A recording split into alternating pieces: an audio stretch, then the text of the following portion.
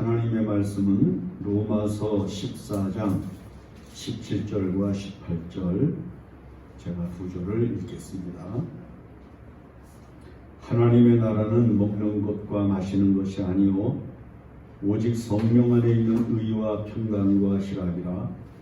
이로써 그리스도를 섬기는 자는 하나님을 기쁘시게 하며 사람에게도 칭찬을 받느니라.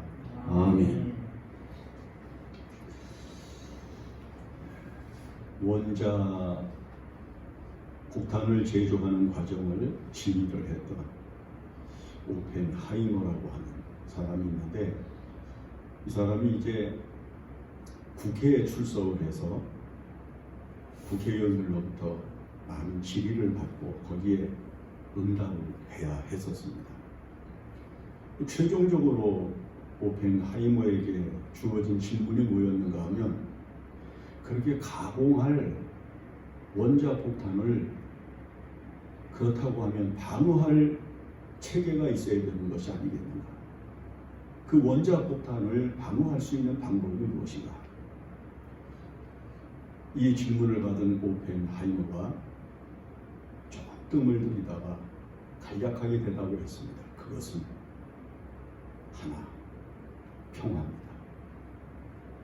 평화 외에는 원자폭탄이 폭발되는 것을 막을 수 없습니다.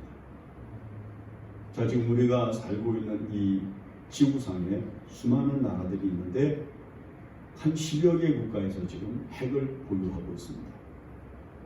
이 지금 세계가 보유하고 있는 이 핵무기는 지구를 7번이나 파괴시킬 수 있는 양이라고 합니다. 자, 거기에다 지금 북한도 계속해서 지금 핵무기를 개발하고 또 그것을 위협으로 가지고 있습니다.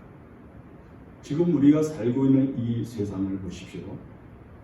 세계 모든 나라들이 전부 지금 자국의 안전과 평화, 그리고 부유한 삶을 살기 위한 방법을 얻기 위해서 고군분투합니다. 자, 그럼 우리가 살고 있는 이 세계에서 나라가 강건하고 평안하게 살아가려고 하면 무엇이 갖추어져야 됩니까? 크게 세 가지죠. 하나는 정치적인 안정.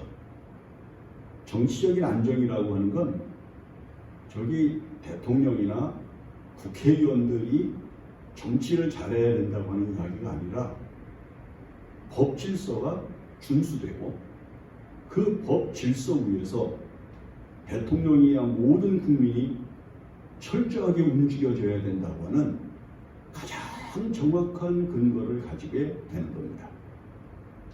우리가 지금 이 민족을 향해서 염려하고 근심하는 것은 바로 이 법 질서가 붕괴되어 있고 이것이 철저하게 지켜지지 않는다고 하는 것입니다. 계속해서 건국 이후 제정된 헌법은 계속해서 변화를 일으켰고 계속해서 바뀌어 왔으며 불완전한 법 질서를 가지고 있습니다. 그래서 정치적인 안정은 굉장히 중요한 겁니다. 그것은 그 나라를 지탱하는 구심력이고 그 나라를 지탱하는 가장 훌륭한 질서이기 때문입니다. 그래서 나라가 평안하고 나라가 살기 좋은 세계는 법 질서가 확립되어 있고 그 법을 지키는 국민들의 정신이 깨끗하고 아름답다는 것입니다. 그 다음에 두 번째가 경제적인 안정입니다. 지금 우리가 살고 있는 이 세계가 많은 사람들이 먹고 마시는 문제에 대하여 얼마나 예민한지 모릅니다. 우리가 살고 있는 이 세계가 진정으로 안정되고 또 우리가 살고 있는 이 대한민국이 안정되려고 하면 경제가 안정돼야 됩니다. 아주 적은 소득을 가지고 사는 사람일지라도 먹고 마시고 입고 거하고 사는 거처가 불안정하면 안 됩니다. 사람의 가치관에 따라서 뭐 더 크고 더 높고 그리고 더 넓고 더 훌륭한 환경을 만들고 사는 것은 어쩔 수 없는 인간의 문제라고 하지만은 기본적인 인간의 권리, 먹는 거, 마시는 거, 입는 거, 거주하는 거주지의 문제 같은 것들은 기본적으로 우리들에게 갖추어져서 경제적인 안정을 가져야 됩니다. 아무리 적은 소득을 가지고 살아도 먹고 마시고 사는 데는 불편함이 없어야 되고 부족함이 없어야 됩니다. 그래서 지금 이 세계가 이 경제를 활성화하고 이 경제를 안정시키기 위해서 얼마나 노력을 합니까? 대통령이 당선이 되고 제일 먼저 제일 힘쓸게 뭐고 대한민국이 가장 크게 갖춰야 되는 게 뭐냐? 경제 문제다. 이렇게 이야기를 했잖아요. 이 경제 문제는 매우 중요한 겁니다. 경제가 안정이 돼야 국가가 안정되고 부강해지기 때문이죠. 그 다음에 세 번째가 군사적 안정입니다. 군사력이 안정되어야 됩니다. 적어도 다른 나라를 침략하는 일은 아니지만 다른 나라의 공격으로부터 방어해서 자기 민족과 자기 국토를 지킬 수 있는 국방력은 튼튼해야 되는 것입니다. 우리가 가지고 있는 모든 역량을 동원해서 이 나라를 외세의 공격으로부터 방어하고 자기 나라를 지킬 수 있는 튼튼한 울타리를 가지고 있는 것이 중요합니다. 그래서 우리가 살고 있는 이 세계에서 이 세 가지는 이 세상 국가가 존속하는 데 있어서 절대적으로 필요한 겁니다. 이 세 가지가 아주 효과적으로 안정되고 잘 갖추어져서 그 안에서 살고 있는 국민들 모두가 행복하고 평안하게 살 수 있는 근거가 돼야 되는 겁니다. 그런데 인류 역사에서 이런 세 가지가 잘 갖추어진 것 같은 나라들이 얼마나 많았습니까? 그럼에도 불구하고 이 땅에 세워져 있었던 수많은 제국들과 그리고 나라들이 다 흥망성쇠를 계속해서 거쳐가면서 사라져갔고 그리고 망했습니다. 왜 그럴까요? 이 세 가지는 필연적으로 인간의 본질적인 문제들과 심각한 연관관계를 가지고 있기 때문에 그것이 오래 존속되지 못하고 그것들로부터 파생되는 많은 문제를 야기시키기 때문입니다. 경제가 안정되고 그러면 빈부의 격차가 생기고 그 돈을 가지고 사용하는 사용처들이 굉장히 활발해지고 광범위하게 많아지게 되고요. 군사력이 팽배하게 되면 계속해서 만들어 놓는 군사 장비들이 사용돼야 되는데 어떻게 해야 좋을지 모르는 인간의 문제가 결국은 그런 것들을 통해서 국가들을 불안정하게 만들고 역사적으로 혼돈 속에 밀어넣는 계기를 만들게 되는 것을 볼 수가 있습니다. 그래서 창조 이래로 이 땅에 세워졌던 수많은 나라들이 제국으로 나라들이 이름을 변화시켜가면서 명멸을 했습니다. 그 중에 로마 제국이 가장 긴 역사를 가지고 있다고 해도 과언이 아니죠. 그런데 영국의 역사학자였던 에드워드 기본이라고 하는 사람이 그 로마 제국이 왜 멸망을 했나 연구를 해서 이 사람이 책을 썼잖아요. 로마 제국의 멸망이라고 하는 아주 방대한 책을 썼는데 이 로마 제국의 멸망이라고 하는 것에서 크게 축약을 하면은 그 로마 제국의 멸망을 한 이유가 5가지로 나옵니다. 그 첫째가 뭐냐면은 사치와 허용으로 낭비가 심해졌다는 거예요. 자, 돈이 많아지니까 누가 싼 거 입겠어요? 누가 싼 걸 먹겠어요? 누가 값싼 집에서 살겠어요? 호화롭게 살려고 하는 거예요. 인간의 욕망이 그래요. 그냥 기본적으로 먹고 마실 수 있고 살 수 있는 것에 만족하는 게 아니라 거기에다가 비싼 걸 붙이고 거기에다가 비싼 걸 깔고 그걸 비싼 것을 덮이고 그러면서 자기 몸에도 여러분들 집에도 지금 다 낡아서 버려야 될 옷 있습니까? 아니야. 여전히 또 입을 수 있는 옷들이 처처에 이렇게 걸려 있는 거예요. 그리고 광고 같은 걸 이렇게 보고 지나가다가 아름다우면 또 사는 거야. 그래서 자꾸 인간이 뭐가 발생하는 거 아니? 사치스러워지고 허영이 커지는 거예요. 인간의 욕망이거든요. 근데 이것이 나라를 부강하게 하는 요소가 되는 게 아니라 인간을 망하게 하는 요소가 되었다. 그 다음에 두 번째가 뭐냐면 이혼의 증가와 가정의 붕괴. 이제 생활력들이 강해지고요. 환경이 좋아지잖아요. 그러니까 점점 생활 환경들이 좋아지고 물질적으로 풍부해지니까 사람들이 숙명적으로 사는 것이 아니라 도전적으로 사는 거예요. 나는 이렇게 하나님께서 살게 만들어 주신 것 같아. 그걸 그래서 숙명으로 안고 고생을, 괴로움을, 억울함을, 속상함을 참고 견디면서 살다가 경제적으로 부유해지고 그러면은 사람들이 전부 부유한 가치를 따라서 도전적인 생활을 하는 거예요. 그 도전적인 형태에서 제일 먼저 벗어나는 세계가 가정이라는 거예요. 그래서 강남에서 어떤 학자가 강남의 그 압구정동에 있는 부유한 주부들을 모아놓고 강의를 하다가 물어봤대요. 여러분들 지금 100억이 생기면 제일 먼저 뭘 하겠습니까? 60%가 이혼이에요. 100억이 생기면 제일 먼저 하는 게 지금 살고 있는 남편하고 헤어지게 되는 거예요. 뭐 때문에 지금 살고 있는 거예요? 경제적인 문제가 독립적으로 해결될 수가 없어서 산다는 거예요.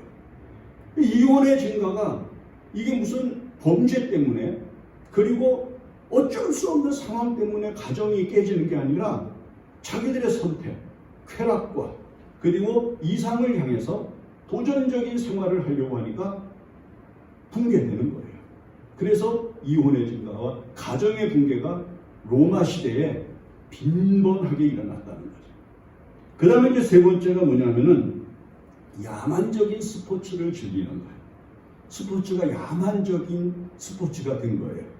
격투기 같은 거, 그 다음에 검투사들을 콜로세움 같은 데다 집어넣고 거기에서 검투사들과 맹수들이 싸우게 하고 검수사들끼리 싸워서 상대를 죽여야만 나올 수 있는, 이길 수 있는 상황을 만들어내는 것을 사람들이 즐기는 거예요. 아니 사람이 사람을 죽이고 사람이 동물한테 물려서 뜯기면서 먹히고 있는데 이걸 환호하면서 즐기는 성품으로 변했다고 하는 게 얼마나 극악한 거예요. 스포츠가 야만적인 형태가 됐고요. 그 다음에 이제 세 번째가 기하급수적인 세금의 징수와 군사력에 대한 증가. 세금이 나라가 이제 부강해지고 커지니까 뭐가 많아지는 거 아니? 세금이 많아지는 거예요. 그 다음에 그 많이 걷어진 세금을 가지고 뭘 하는가 하면은 특별히 군사력에다가 많이 지금 비용을 대는 거예요. 지금 여러분 세계의 모든 나라들이 10% 미만의 국방비를 가지고 있는 나라가 많지 않아요. 우리나라도 거의 10% 이상 국방비를 써요. 자, 지금은 이제 군인들한테 병사들한테 200만 원까지 이제 월급을 주겠다고 그러는 국가가 됐으니까 지금 우리나라가 국방비를 얼마나 많이 지출하는지 알 수가 있겠죠. 그 다음에 여러분들 집집에서 세금 얼마나 많이 냅니까? 각종 세금이 얼마나 많은지 몰라요. 뭐 종류만도 헤아릴 수 없을 정도로 많은 세금들이 지금 이 국민을 향해서 끊임없이 제시되고 그것을 내지 않으면 금방 문제가 생기는 구조적인 사회로 변화가 이루어졌다고 하는 것을 우리가 생각을 할 때 이 나라가 부강한 나라고 이 나라가 안정된 나라고 이 나라가 평화로운 나라냐 할 때 마음속에 의구심이 든다 그런 이야기예요. 이 나라가 좋은 나라인가? 우리가 살고 있는 이 세계가 아름다운 나라인가? 살기에 합당한 나라인가? 의구심이 들 때가 많이 있단 말이에요. 그 다음에 다섯 번째가 마지막으로 종교의 혼합주의. 자, 맨 처음에는요, 자기들이 믿던 신들을 섬기다가 예수 그리스도를 구주로 믿는 기독교가 바른 진리라고 해서 깨달았지만 이 기독교가 로마 전체를 지배하지 못하고 우리가 보통 이야기하고 있는 미신, 예를 들어서 그리스 신화 이런 것들이 이제 모든 사람들의 마음속에 깊이 각인이 돼서 종교가 혼합 형태로 발전하게 되었다는 거예요. 그래서 오직 구원은 예수 그리스도뿐이다라고 하는 진리에서 벗어나서 지금 우리가 살고 있는 이 세계에도 수많은 종교가, 그리고 모든 종교는 진리가 있다, 모든 종교는 믿을 가치가 있는 것이다 라고 하는 현상으로 변화를 일으켜서 종교가 혼합주의가 됐다는 거예요. 그래서 이 기독교가 하나의 종교가 됐지 오직 하나의 종교가 아니라는 거예요. 많은 종교들 가운데 유일한 종교가 아니라 하나의 종교, 다른 종교들하고 다른 종교가 됐고, 우리가 살고 있는 이 세계에서 기독교의 영향력이 점점 약화되고 있는 것이라고 하는 것을 이야기하는 거죠. 자, 이 5가지 로마 제국을 멸망시켰던 요인들이, 여러분 지금 우리가 살고 있는 우리나라나 전 세계 모든 국가들을 들여다볼 때 여기서부터 자유로운 나라가 있습니까? 전 세계가 모두 이 5가지 형태로부터 못 벗어나요. 만약에 이것이 점점 더 심화되면요, 결국은 그 나라가 부패하기 때문에 붕괴되고 마는 나무와 같이 돼버리고 마는 거예요. 수백 년, 수천 년을 살아온 나무라도 그 밑바닥에 불개미가 들어가서 나무를 갉아먹고, 그 다음에 무당벌레들이 들어가서 나무를 갉아먹으면 나무가 쓰러져요. 모진 비바람을 이기고 모진 환경을 이기면서 버티고 서 있더라도 눈에 보이지도 않는 작은 벌레들이 들어가서 나무를 갉아먹기 시작을 하게 되면은 결국은 그 위에 우를 창창했던 거대한 고목들이 쓰러져 버리고 마는 거예요. 마찬가지로 우리가 살고 있는 이 세계가 겉으로 볼 때에는 국방력이 강화되고 경제력이 강화되고 정치력이 강화가 되어도 사람들의 심성에 드러나는 인간적인 문제들, 인간의 욕구와 인간의 욕망을 따라 살아가게 되는 여러 가지 요소들이 작용을 하게 되면 나라가 망하게 되는 거죠. 전 우리나라가 그래서 이 5가지로부터 멀어져야 된다고 생각을 하는 거예요. 사치와 방종, 허용을 내려놓고 좀 검소하게 살고요. 그 다음에 가정을 경건하게 지키고 아름답게 지키고, 그리고 가정이 정말 견실하게 운영될 수 있게 노력을 해야 되고요. 야만적인 스포츠보다는 건전한 스포츠, 정말 우리들의 몸과 마음을 수양할 수 있는 좋은 운동들을 하면서 살아가는 기본적인 틀에 더 매력을 가지고 세금을 적게 내고도, 그 다음에 군비를 적게 지출하면서도 나라를 국민 모두가 하나가 돼서 잘 지켜나갈 수 있는 요소를 만드는 것이 중요하고요. 또 한 가지 가장 중요한 것은 이 나라를 새롭게 하시고 이 나라를 부강하게 하실 수 있는 유일하신 이가 땅에 있는 사람이 아니라 하나님이라고 하는 사실을 신뢰하면서 그 하나님을 의지하고 하나님께 소망을 두고 살아가는 가치를 가져야 된다고 하는 것입니다. 아까 이야기한 대로 오펜하이머가 원자력 폭탄, 아무리 사람들이 지구를 몇 번이라도 멸망시킬 만큼 파괴적인 것을 만들어 놓았지만은 사람들이 진정한 평화의 가치를 안다면 그것이 무용지물이 되어 소용없는 것이 되는 것과 마찬가지로 진정한 평화를 갈망하는 복된 마음을 가지고 이 나라를 위해서 기도하며 살아야 한다고 하는 것입니다. 자, 그러면 사도 바울은 이렇게 말합니다. 여기 하나님의 나라는 먹고 마시는 것, 육체적이고 경제적인 문제가 아니라 그런 이야기예요. 여기서 말하는 하나님의 나라는 하나님이 통치하는 나라를 말하죠. 복음 안에서 그 거룩한 가치를 가지고, 그리고 예수 그리스도의 정신으로 세계가 움직여지는 세계를 갈망하는 마음, 그 마음을 갈망하는 마음 속에 이루어지는 하나님의 나라는 어떤 나라인가? 법질서를 가지고 경제력을 가지고 군사력을 가지고 만들어지는 것이 아니라 성령 안에서, 대단히 중요한 말이에요. 성령 안에서라고 하는 말은 하나님의 뜻과 예수 그리스도의 정신을 가지고 라고 하는 말입니다. 이 세상을 아름답게 만들고 이 세상을 부강하게 만들어줄 수 있는 요인은 이 땅에서 인간에 의해서 창출되고 인간에 의해서 형성되고 인간에 의해서 만들어진 것에 의해서가 아니라 하나님의 성령 안에서 이루어지는 하나님의 영광이라고 말씀을 하는 거죠. 성령 안에서 다른 것이 없습니다. 그래서 예수님께서도 마지막 제자들에게 승천하시기 전에 뭘 말씀합니까? 이 세계가 복음화되는 것에 대하여 가장 중요한 가치를 선포하시면서 오직 성령이 너희에게 임하시는, 딴 거 없는 거예요. 오직 성령이 임하시는 것, 그것만이 이 세계를 복음화할 수 있는 능력이 되고 그 복음화되는 하나님의 영광과 능력 안에서 온 세계가 구원을 받고 온 인류가 구원을 받게 되는 영광이 나타나게 될 것을 말씀하고 있는 것을 우리가 주시해야 된다고 하는 거죠. 그 성령 안에서 나타나는 영광은 무엇입니까? 물질력이거나 또는 육체의 힘을 강화시키는 육체적인 것들이 아니라 성령 안에서 의와 평강과 희락이라 그렇게 이야기를 합니다. 성령 안에서 이루어지는 이 의라고 하는 것은 정의를 말하는 것이고 그것은 진리를 의미하는 것입니다. 자, 우리가 살고 있는 이 세상에서 법이 없어서 죄를 짓는, 법이 없어서 뭐 죄를 모르고 또 법이 없기 때문에 이런 얘기를 할 수가 없는 거예요. 인간은 기본적으로 하나님의 성령 안에서 진정한 법의 가치를 이미 가지고 태동하고 사는 거예요. 태어날 때 의가 뭔 줄 알아요. 바르게 사는 게 뭔 줄 알아요. 이건 무슨 경험을 해보지 않으면 알지 못하는 어떤 것과 같은 것이 아니에요.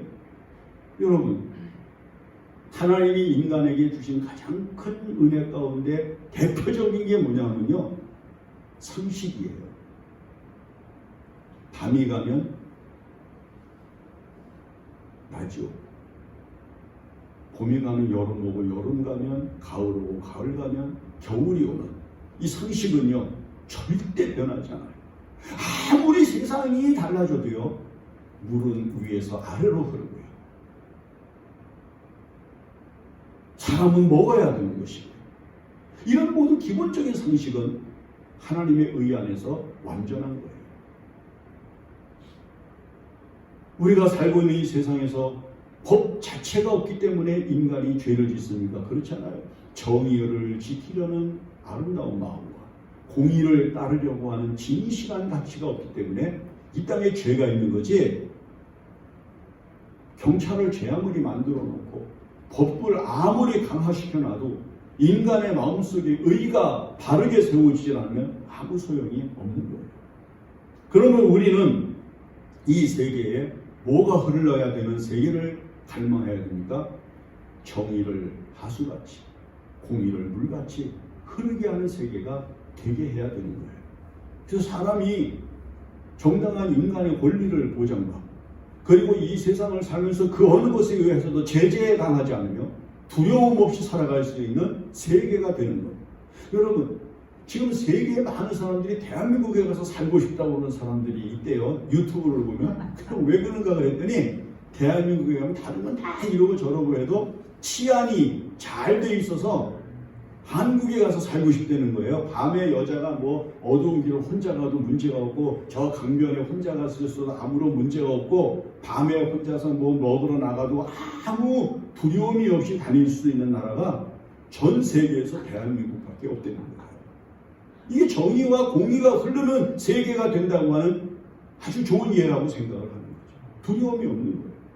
사람이 사람을 두려워하지 아니고 환경을 두려워하지 않을 수 있는 이 아름다운 세계가 얼마나 복된 것입니까?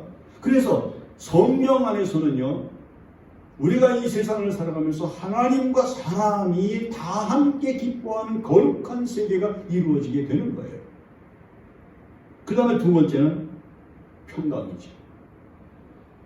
뭐가 잘 갖추어져서 사람이 평강한 게 아니라 그냥 마음속에 있는 소망이 넘치고, 그리고 내 마음속에 걱정과 근심부터 벗어난 안식을 누릴 수 있는 참된 평강이 마음속에 이루어지는 거죠.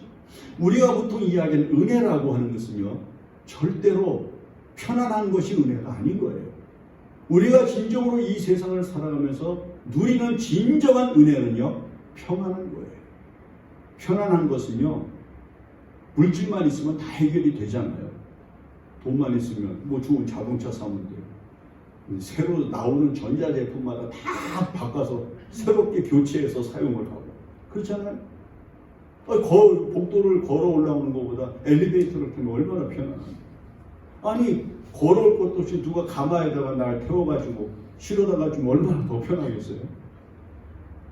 여러분 3등 칸을 타고 비행기를 타는 것보다 2등 칸, 6등 칸을 타면 얼마나 편한데 그건 뭐만 있으면 해결이 돼요? 그 돈만 있으면 되는 거예요. 아파트 저 뭐 100평이 넘는 게 있다고. 아니 그런 데서 모든 문화를 다 갖춰놓고 살면 얼마나 편안하겠어요? 근데 그렇게 편안한 세상으로 변화를 일으키고 있는데 여러분 가정들이 왜 그렇게 붕괴되고 가정들이 파괴되고 그리고 자녀들이 이탈합니까? 왜 그래요? 편한 게 은혜가 아니에요. 하나님이 우리에게 주시는 은혜는 편안한 것이 아니라 평안한 것. 지하실에 살아도 이번에 뭐 비가 많이 와서 이제는 앞으로 반지하는 다 없앤다고. 반지하에서 살면 어때요? 평안할 수 있는 마음을 가지고 살면 행복한 거지. 이 사람들은 무슨 환경을 좋게 만들어주면 행복한 줄 아는 모양인데 그렇지 않아요. 우리가 염려와 근심과 걱정으로부터 벗어나서 하나님의 성령 안에서 하나님의 나라를 이루고 하나님이 통치하시는 아름다운 세계를 우리의 삶 속에서 구체적으로 구현하며 살아가면 거기에 진정한 행복이 있는 거죠. 그래서 편하게 사는 걸 간구하지 마세요. 평안해야 되는 거예요. 그 다음에 마지막으로 희락, 기쁨이에요. 까닭 없는 기쁨, 이유 없는 기쁨. 뭐 이유가 있어서 웃을 수 있어서는 안 되는 거죠. 사실 우리가 일생을 살다 보면 말이에요. 우리가 기분 좋아서 막 웃을 수 있는 날이 얼마나 되겠어요. 우리가 이 세상을 살면서 막 웃어서 막 떼굴떼굴 굴르면서 배꼽을 잡고 웃을 수 있는 일들이 얼마나 많이 일어나겠어요. 천만의 말씀이죠. 아마 속상하고 괴롭고 힘들고 억울하고 분하고 이런 날이 더 많지 무슨 기쁜 일이 많겠어요. 그러니까 이 세상에 살면서 항상 분노 속에 사는 거예요. 끊임없이 바쁘다 서둘러라 뭐 힘을 내라 맨 그 소리 들으면서 살는 이 세상에서 여러분들이 무슨 기쁨이 그렇게 있겠어요? 이 세상의 환경과 이 세상이 주는 것들을 통해서는 절대 우리는 기쁨을 못 얻는 거예요. 그러면 진정한 기쁨은 어디로부터 오는 거예요? 성령 안에서. 하나님의 성령이 우리 마음 가운데 가득하고 우리의 세계를 성령이 강같이 흘러넘치면요 그냥 기쁜 거예요. 기쁨이 넘치게 되는 삶을 분명히 구현할 수 있게 되는 거죠. 그래서 우리가 하나님의 성령 안에 사는 거룩한 기쁨을 찬송할 수 있고 영광스럽게 생각을 할 수가 있는 것입니다. 우리가 이 세계가 하나님이 통치하시는 세계가 되기를 바라는 진정한 이유는 성령 안에서 의와 평강과 희락이 하나님의 은혜로 나타나는 열매가 될 수 있기 때문입니다. 이 세상이 아무리 법을 강화하고요 아무리 법정신이 투철해져도요 그것이 육체적이라고 그러면 소용없는 거예요. 아무리 경제를 활성화시키고 경제가 부흥돼도 인간의 욕망을 채우는 진정한 아름다운 가치가 형성되지 못하면 아무리 많은 돈을 가지고도 만족하지 못하게 되고요. 아무리 군사력이 강해도 그 병거로 그 마군으로 자기의 국가를 보존할 수 있는 세계는 지금까지 있어지지 않았다는 거죠. 그래서 제국이 제국을 멸망시키고 또 새로운 제국이 일어났다간 흥망성쇠를 거듭하면서 지금까지 왔으며 지금도 전 세계를 지배하려고 하고 있는 모든 세계도 결국은 이 세 가지를 중시하는 문화와 가치만을 가지고 일을 하고 그리고 그것을 가장 중요한 것으로 여기고 있다면 언젠가 그들도 또다시 망하고 새로운 나라로 변화되는 세계를 맞이할 수밖에 없게 되는 때가 오게 될 것을 분명히 이해를 해야 합니다. 미국에 있을 때 대통령을 지냈던 조지 워싱턴이 워싱턴 선언이라고 하는 글을 남긴 것이 있어서 제가 읽겠습니다. 잘 들어보세요. 전지전능하신 하나님의 섭리를 인정하고 그의 뜻을 따르며 그의 자비에 감사하고 겸손히 그의 보호하심과 은혜를 간구하는 모든 국가의 의무이다. 또 한편 의회의 상하 양원들이 그들의 연합위원회에서 나에게 다음과 같이 요구해왔다. 그 내용은 미 합중국 국민들에게 공식적인 감사절과 기도절을 제정해 그들이 진정 감사하는 마음으로 전지전능하신 하나님의 은총을 믿음으로 그 감사절과 기도절을 지키게 하고 특히 그들에게 그들의 안전과 행복을 위해 평화로운 정부를 지키도록 하자는 것이었다. 그래서 나는 다음과 같이 제안을 한다. 영원전부터 우리를 보살펴 주시는 하나님의 은혜에 감사하고 우리를 영원토록 지켜주시도록 예배를 드리도록 하자. 그러면 하나님께서 우리를 굳게 지켜주실 것이다. 이 워싱턴의 선언이라고 하는 거예요. 한 나라의 대통령이 감사절과 기도절을 제정해서 국민들로 하여금 전지전능하신 하나님의 보호 아래에 있는 민족이 되게 하자는 것. 그것이 의와 평강과 희락을 하나님께서 주시겠다고 약속하신 것에 대한 인간의 응답일 수 있다고 하는 사실을 주목을 하면서 우리도 이 세상을 살면서 세상이 가지고 있는 것을 가지고서가 아니라 성령 안에서 하나님의 나라를 이루는 거룩한 가치를 이 땅에 세우기 위하여 기도해야 하는 것입니다. 기도합니다. 하나님 아버지, 우리가 사는 이 세계가 성령 안에서 의와 평강과 희락으로 충만한 하나님의 나라가 되게 하여 주시옵소서. 예수님의 이름으로 기도합니다. 아멘. 우리 찬송가 404